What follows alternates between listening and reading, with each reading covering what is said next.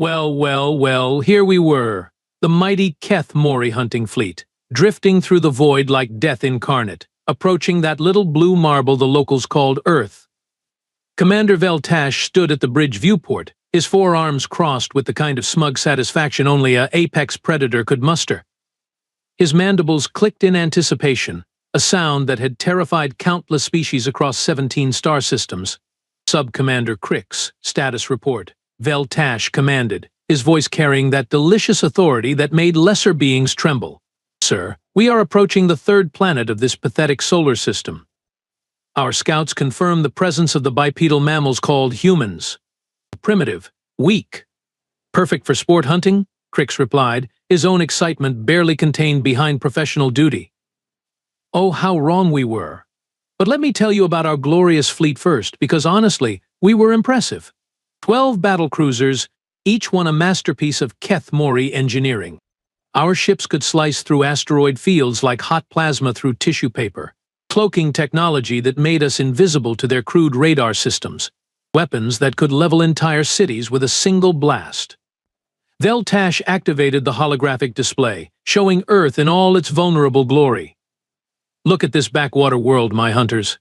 No orbital defenses, no energy shields, no plasma cannons. These creatures haven't even achieved proper space flight yet. They're still using chemical rockets like cavemen with fire sticks.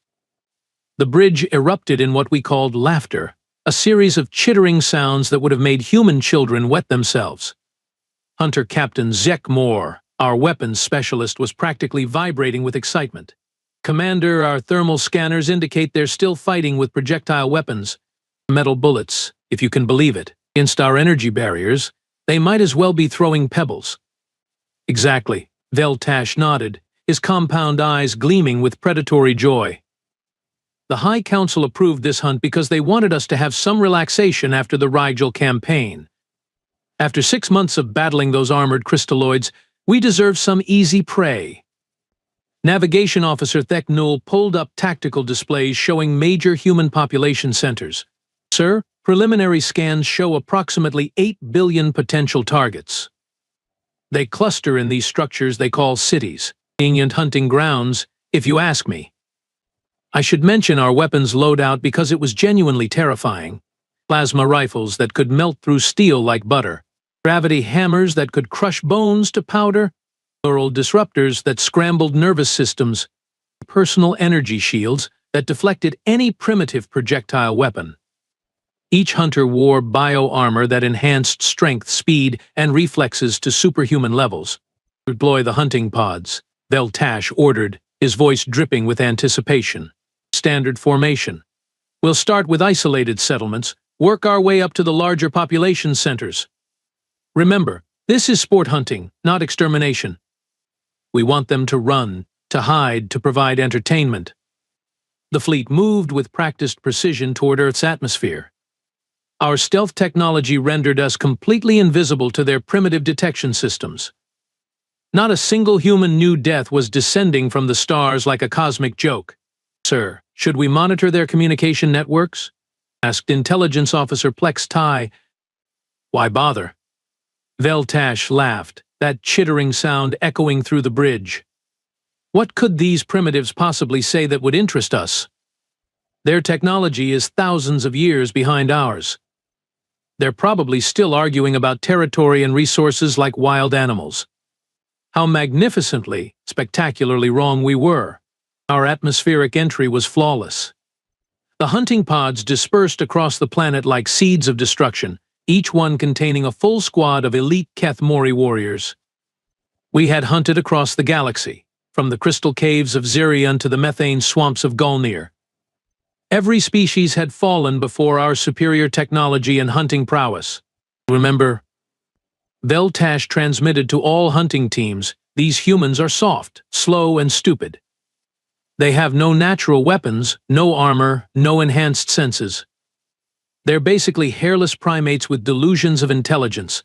Make it sporting, but don't let them suffer unnecessarily. We are hunters, not sadists. The first pods touched down in what their maps called rural areas, small settlements, perfect for initial assessment of human capabilities. We expected to find cowering primitives, maybe some crude weapons, certainly nothing that could threaten a superior species like ourselves. Sub-Commander Crix's voice crackled through the communication system as his pod landed in some backwater human settlement. Landing successful, Commander. Beginning preliminary reconnaissance. The humans appear to be well human. Bipedal, soft-skinned, probably tasty. This should be over quickly. Excellent, Biltash replied, settling into his command chair with the satisfaction of a predator who had found the perfect hunting ground. Begin the hunt. And remember, save some for the rest of us. Oh, if only we had known what we were walking into. Sub-Commander Crix's hunting pod touched down in what the human signs called Millbrook, population 3,847. Perfect. A small, manageable population for our first taste of human sport. The town looked exactly like we expected from our orbital scans, primitive structures, crude transportation devices they called automobiles, and absolutely no defensive capabilities whatsoever. This will be like hunting infant prey beasts, Crix transmitted to his squad. Spread out, standard intimidation formation. Let's see how these humans react to superior predators. The first human we encountered was some sort of local authority figure, based on the metal badge and the primitive projectile weapon holstered at his side. He wore what appeared to be a uniform, though it looked more like fabric than proper armor. The nameplate read Morrison, Sheriff. How quaint, they had organized their primitive society with designated peacekeepers. Sheriff Jake Morrison was approximately 1.8 meters tall, standard human build, probably in his 4th decade of life. Nothing impressive about him whatsoever. Brown hair, brown eyes, the kind of unremarkable specimen you'd expect from a backwater species. He was standing next to one of their crude transportation devices, apparently conducting some mundane patrol activity. Greetings, primitive creature, Crix announced in perfect English, our translation matrices having decoded their simple language patterns. I am Sub-Commander Crix of the Keith Morey hunting fleet. You and your settlement have been selected for sport hunting. Prepare to run for your miserable lives. The human looked up from his device, studied Crix's imposing 4-armed form, the plasma weapons, the bioarmor, the obvious technological superiority. Any rational being would have screamed, fled, or at least shown proper fear. Instead, Sheriff Morrison sighed, reached for his communication device and said, "Dispatch, this is Unit 7. We've got a code. I don't think we have a code for this. Hostile alien contact at Main and Elm, requesting backup, and maybe someone who speaks whatever this thing is speaking." Crix was genuinely confused. Did you not comprehend my announcement, human? I declared your doom. This is the part where you experience terror. Morrison finished his transmission, then actually stepped closer to examine Crix. Son, I've been sheriff in this town for 23 years. I've dealt with drunk truckers, meth labs, domestic disputes, and 3 different cult groups. You're definitely new, but you're not the weirdest thing I've seen this month. That was our first hint that something was terribly wrong. The sheriff was studying Crix's weapons with the kind of professional interest that made our sub-commander uncomfortable. That's some fancy gear you got there. Military contractor? Movie production? Because if you're filming some science fiction thing, you need permits, and you definitely can't be wandering around town with realistic weapons. These are not replicas, human. This is a plasma rifle capable of melting through your primitive steel. Crix raised his weapon menacingly. Morrison's hand moved to his sidearm with practiced ease. Sir, I'm going to need you to lower that weapon immediately. I don't care if it's a prop, a toy, or a genuine alien death ray. You're pointing it at a law enforcement officer, and that's assault with a deadly weapon. The absurdity of the situation struck us all. Here was a primitive human, armed with nothing but a chemical projectile weapon, calmly asserting authority over a superior alien warrior. Crix decided to demonstrate the vast technological gap between our species. But observe, foolish human, the power of advanced technology. Crix fired his plasma rifle at a nearby automobile, expecting it to vaporize impressively. The car exploded spectacularly, all right. But instead of cowering in terror, Sheriff Morrison dove for cover behind another vehicle, drew his weapon and started shooting back. His primitive bullets bounced harmlessly off Crix's energy shields, but the human's tactical response was unexpectedly competent. All units, shots fired at Main and Elm, unknown hostile with military-grade weaponry, requesting immediate backup. Morrison's voice carried the calm professionalism of someone who had dealt with dangerous situations before. Within minutes, more humans arrived. Not just other law enforcement, but civilians carrying various weapons. Hunting rifles, shotguns, even improvised weapons. They didn't charge blindly into battle like primitive savages. Instead, they established a perimeter, took cover, and began coordinating their response with tactical precision that impressed even our military-trained minds. "Sir," Hunter Yaxtal reported nervously, "the humans are not behaving according to our psychological profiles. They show no signs of primal fear or flight response. They're organizing." That was when Jake Morrison did something that would haunt Crix's nightmares for cycles to come. The sheriff produced a small device, pointed it at our hunting party, and suddenly every electronic system in their vicinity went haywire. Communication links scrambled. Weapon targeting systems malfunctioned. Even their bio-armor started glitching. EMP grenade, Morrison explained calmly to his backup. Military surplus. Figured if these are some kind of high-tech terrorists, electromagnetic pulse might give us an advantage. An EMP grenade. These supposedly primitive humans had electromagnetic pulse weapons as standard law enforcement equipment. Our intelligence reports never mentioned this. The humans pressed their advantage immediately.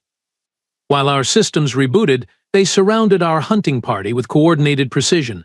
Civilian vehicles blocked escape routes. Humans with various weapons established overlapping fields of fire.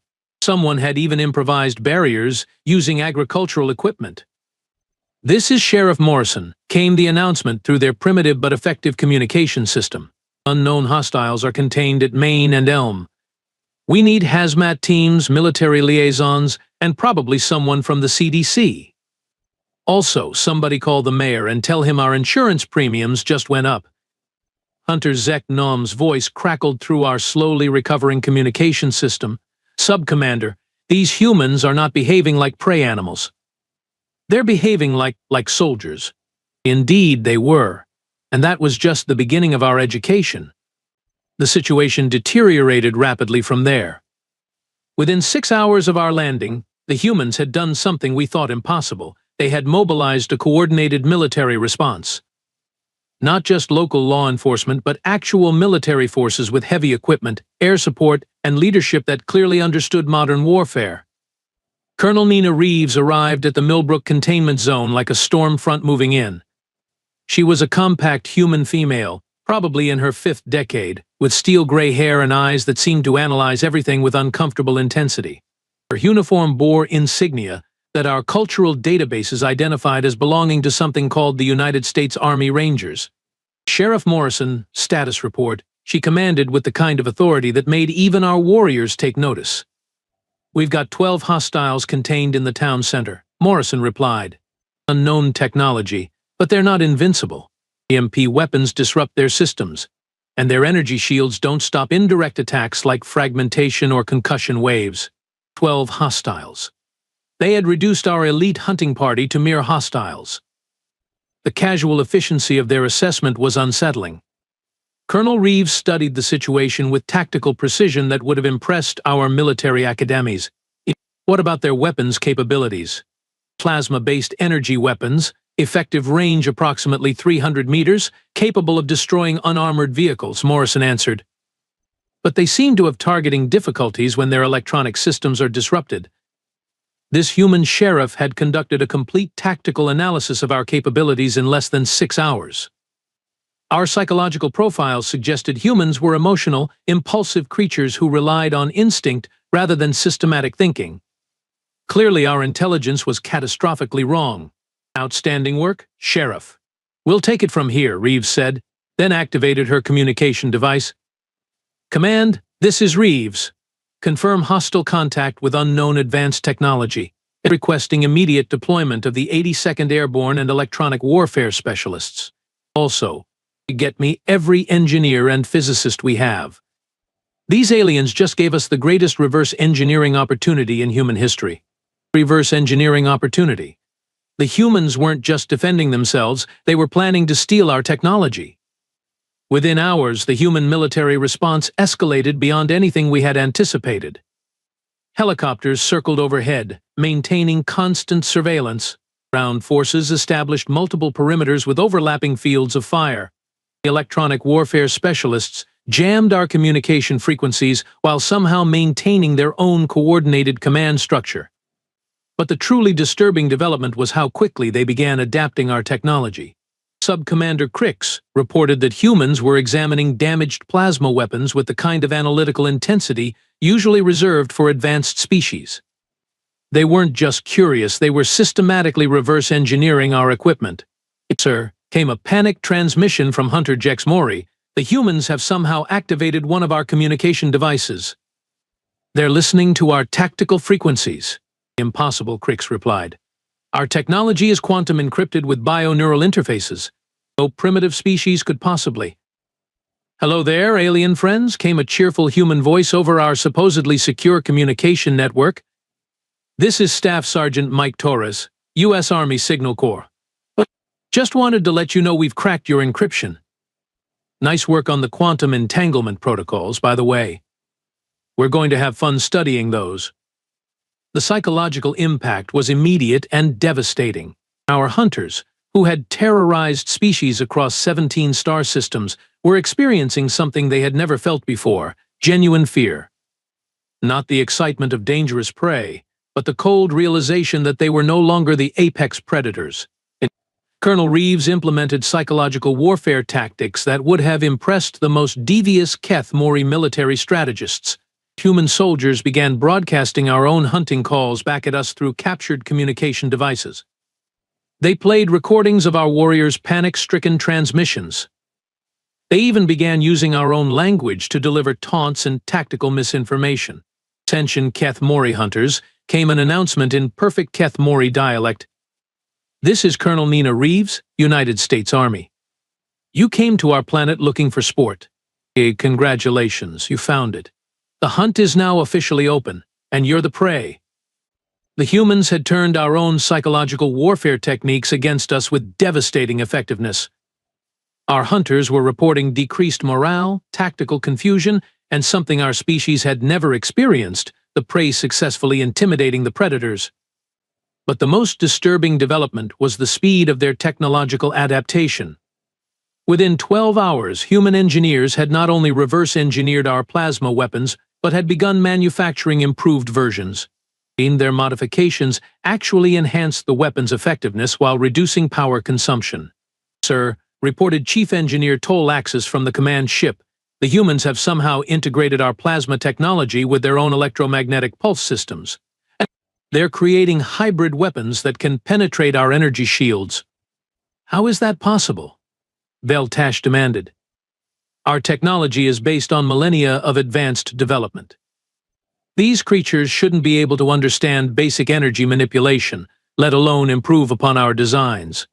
I don't know, sir, but they're doing it anyway. They're also sharing the information instantaneously across their entire communication network. Every human military unit now has access to our technological specifications. The strategic implications were staggering.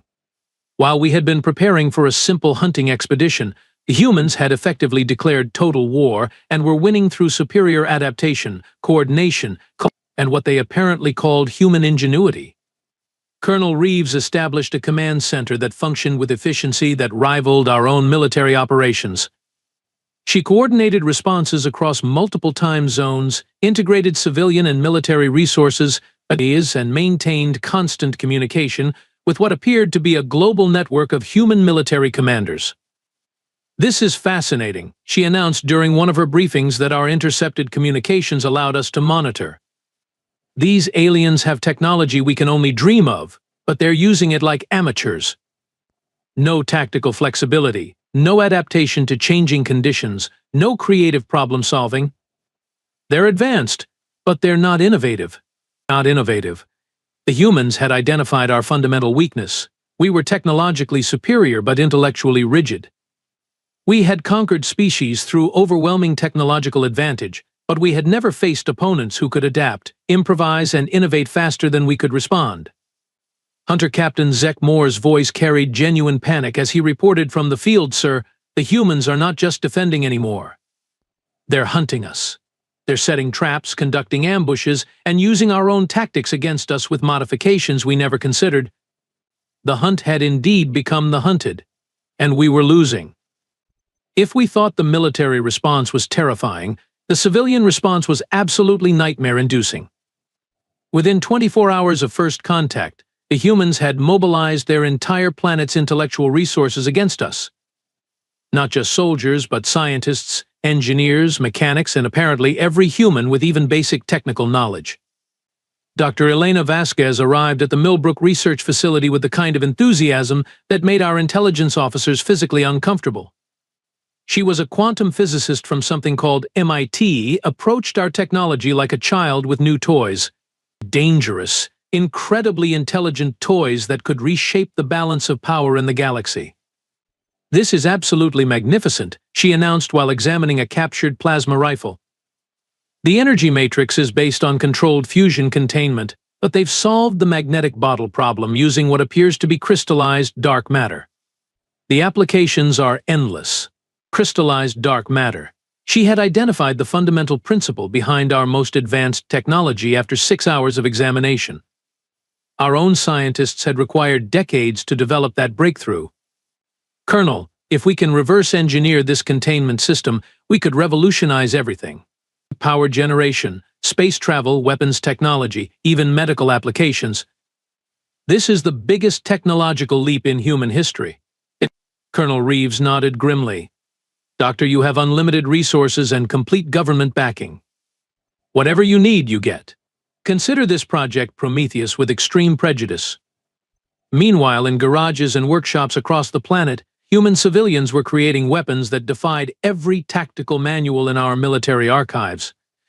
Tommy Chen, a mechanical engineer who apparently repaired automobiles for a living, had converted his workshop into a weapons factory that would have impressed our finest military contractors.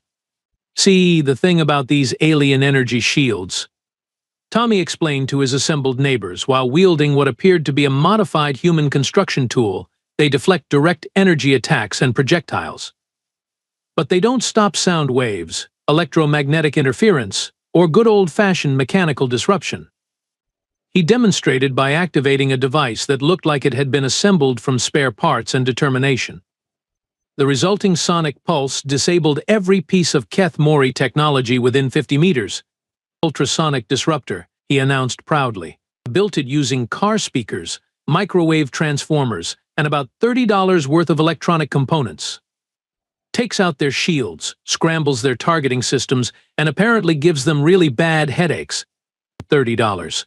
A human civilian had neutralized millions of credits worth of advanced military technology using materials that cost $30. The global coordination was perhaps the most disturbing aspect of the human response. Using our own captured communication systems, they had established a planetary network that shared information instantaneously across every continent. Military commanders in North America coordinated with scientists in Europe, who shared data with engineers in Asia, who collaborated with strategists in Australia. "Beijing Base, this is Pentagon Command," came a transmission we intercepted. "We've confirmed that the alien bioarmor has a vulnerability to electromagnetic pulse combined with specific sound frequencies. Transmitting technical specifications now." "Pentagon Command, this is Beijing Base, we copy. Our technical teams have developed improvements to your sonic disruptor design, transmitting modifications for enhanced effectiveness." They were sharing our technological secrets faster than we could develop countermeasures. Every breakthrough, every weakness they identified, every tactical advantage was immediately available to every human military unit on the planet. Dr. Vasquez's team achieved something that terrified our command structure. They successfully reverse-engineered and improved our faster-than-light communication system. Suddenly, humans could coordinate their global response with real-time efficiency that exceeded our own capabilities. "This is incredible," Vasquez announced during a broadcast that reached every human military unit simultaneously. Not only have we cracked their quantum entanglement communication, but we've figured out how to amplify the signal strength and extend the range. We now have instantaneous communication anywhere in the solar system. Sub-Commander Crix's final transmission was perhaps the most chilling assessment of human capabilities, sir. The humans have not just adapted our technology. They've weaponized their entire civilization. Every human settlement now has access to weapons that can neutralize our equipment. Every human scientist is working on countermeasures. Every human engineer is developing improved versions of our own technology. The psychological impact on our hunters was complete. Warriors who had conquered planets were now hiding in human structures, terrified of civilians armed with improvised weapons. Our advanced bioarmor was useless against sonic disruptors built in garages. Our sophisticated targeting systems were jammed by devices assembled from human entertainment equipment. Commander, came a desperate transmission from Hunter Captain Zeke Moore. Request immediate evacuation. The humans have surrounded our position with weapons we don't understand, tactics we can't counter, and they're coordinating their assault using our own communication systems against us. Commander Veltash stared at the tactical display showing human forces across the entire planet. Every red dot represented a human military unit equipped with reverse-engineered Keth Mori technology. Every blue dot showed civilian populations that had somehow weaponized their daily tools into anti-alien defenses. "How is this possible?" he whispered. "We are the superior species. We have the advanced technology. We are the hunters." "Sir," came the terrified reply, "I don't think we're the hunters anymore." Commander Veltash made the decision that would haunt him for the rest of his considerably shortened military career, a final, desperate assault on the human command center. If the Keth Mori were going to retreat in disgrace, they would at least demonstrate their superior fighting capabilities one last time. "All remaining hunters, converge on my position," he commanded through increasingly unreliable communication channels. "We end this with honor, as warriors should." 12 surviving hunters out of the original 300 responded to his call. The rest were either captured, incapacitated, or too terrified to leave their hiding places. The mighty Keth Mori hunting fleet had been reduced to a single squad of desperate aliens. But they approached the human command center with everything they had left: plasma weapons, gravity hammers, bioarmor, and the accumulated rage of a species that had never experienced defeat. This would be their moment of redemption. Colonel Reeves was waiting for them. Not with overwhelming firepower, not with the reverse-engineered alien technology that had proven so devastating, but with a simple white flag and a small contingent of unarmed humans. The sight was so unexpected that Veltash actually stopped his advance. "Commander Veltash," she called out in perfect Keth Mori, "I believe we need to talk. There is nothing to discuss, human. You have humiliated the greatest hunters in the galaxy. We will have our revenge." "Actually," Reeves replied calmly, "I think you've learned something important about humanity. We don't want revenge. We want you to leave our planet and never return." The audacity was staggering. Here was a primitive human offering terms to superior alien warriors. But as Veltash looked around at the tactical situation, he realized the horrible truth.